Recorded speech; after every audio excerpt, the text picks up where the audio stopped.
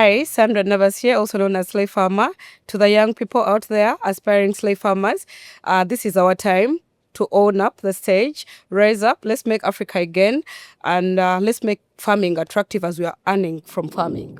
Hi, this is Grace Konan, and this message is for any refugee youth out there. I know we may seem like it's like we are forgotten, there's no hope, but I want you to keep remembering that it's just about a seed of chance, a seed of opportunity that you need to take. So wherever you see that small land, wherever you see that small opportunity, grab it, go for it. You never know. You may be the next best farmer in Africa.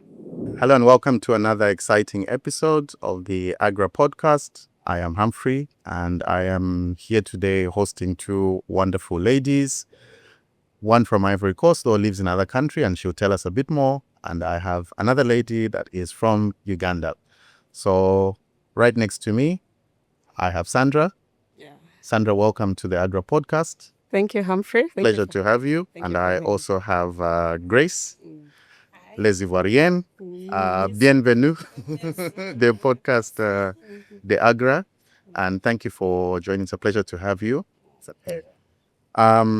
Very briefly, and I'll start with Sandra. Yes. Please tell us a bit about what you do and how it fits into agri-food systems or agriculture for you. Hi, thank you, Humphrey, for having me. Hi, everyone. My name is Sandra Nabasirye, proudly Ugandan, the pearl of Africa, the food basket. Oh, wow. Yes, I'm known as a slave farmer on social media.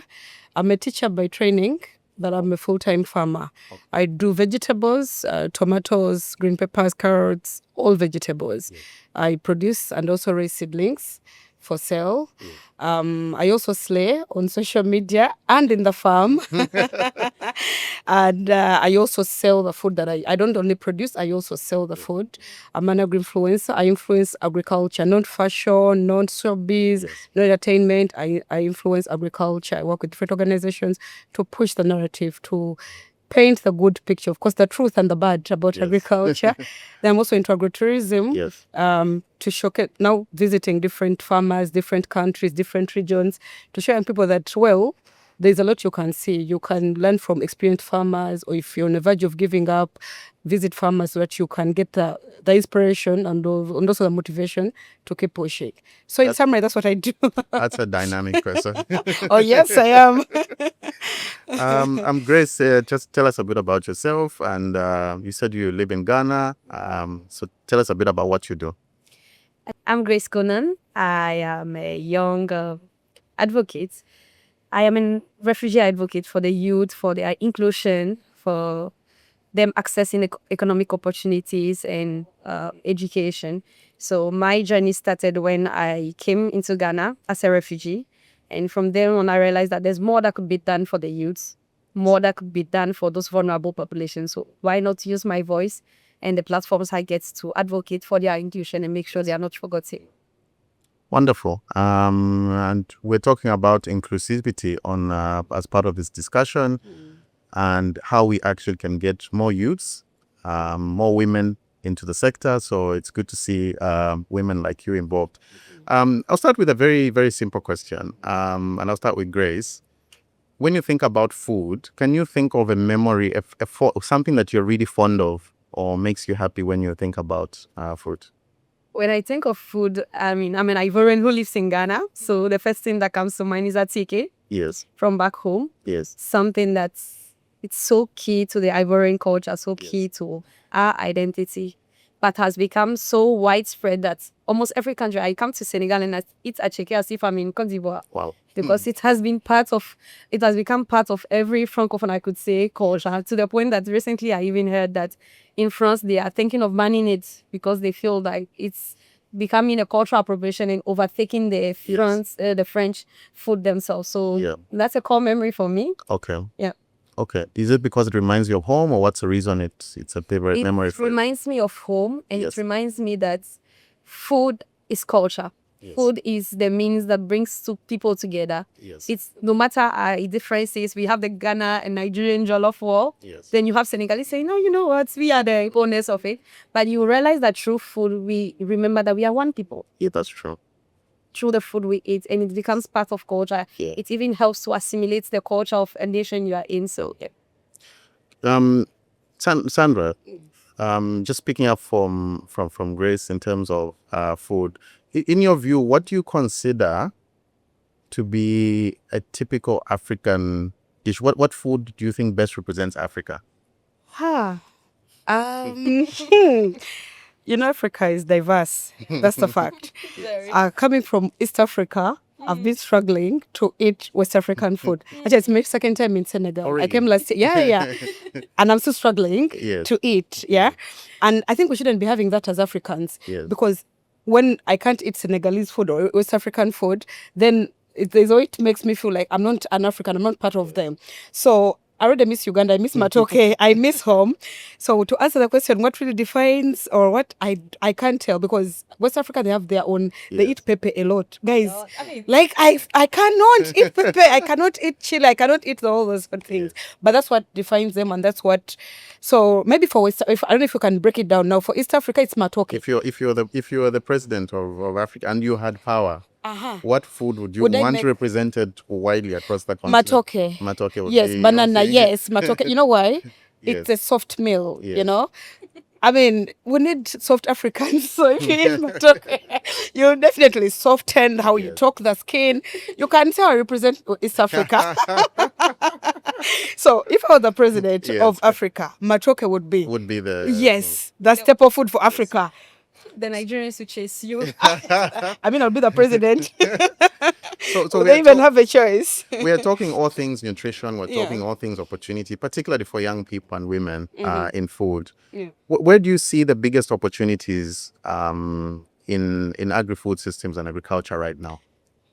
I can start with you. I think Sandra. production. Okay. Food production. Yes. It's something that, of course, there is a new wave of digitalization. It's a digital world, social media. We're talking of agriculture being made sexy and all that. Yes. But we've neglected food production. We can't talk of ensuring food security, strengthening the food systems in Africa without food production. Yes. I mean, what are we going to be assuring when there is no? So I think we need to go back to the cores. Yeah. Ensure that, okay, if we're bringing young people into the sector, let's not preach about, oh, well, you can be an agri-influencer on social media, or you can sell in the markets, or you can do agro-processing and all that. Let's go back to the drawing board, which is food production, yeah? Because we have the land, yes. And the knowledge is there. We can, even those who don't know how to do farming, we can teach them, we can train them. Personally, I didn't know how to do, I was never a farmer. It's something I learned, and the passion grew over time. So I think the core is food production. So it's something that should be like top priority. Yes. Before you look at these other things, agro-processing, exporting, and all those other things. Grace, you represent disadvantaged people like refugees and also young people. What do you find as the biggest challenge to try and help them get opportunities and get new jobs and thriving livelihoods? And if we were to use agriculture and agri-food systems as a platform, what are you doing and what do you think should be done? So I will take it from the refugees and displaced population perspective. I do speak for disabilities and gender, but I think in that population, we do find them inside. So one of the major challenge for refugees and displaced population is the policies and laws in place in their countries of asylum. Yes.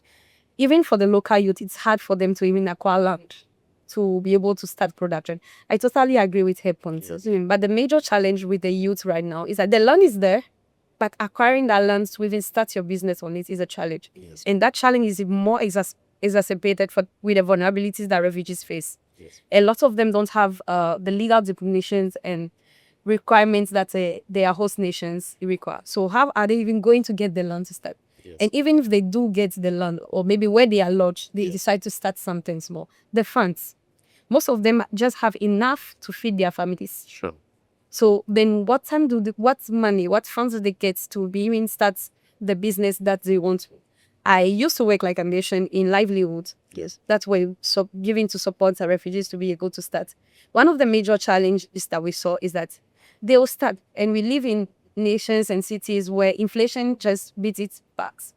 Today it's going well, tomorrow it's not going well.